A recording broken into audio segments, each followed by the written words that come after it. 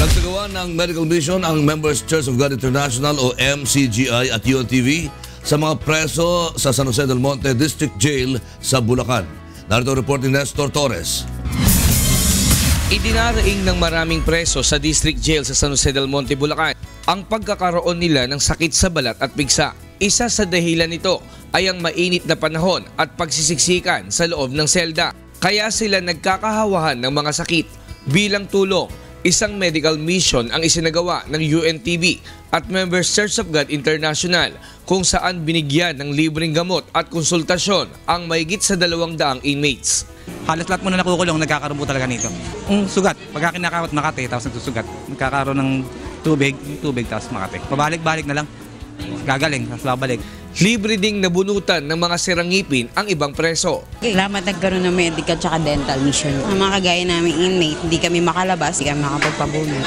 Malaking bagay sa amin, malaking tulong. Nagpasalamat naman ang mga preso sa ibinigay na tulong medikal sa kabila ng kanilang mga sitwasyon sa buhay. Matagal ko na pong gustong magkaroon ng salamin para po kahit pa paano po makatulong po sa pagbabasa. Nagpapasalamat kami at natugunan ng aming request through kay Brother Eli, kay Kuya Daniel Rason at nabigyan ng lunas yung mga sakit, mga at iba pang medical attention.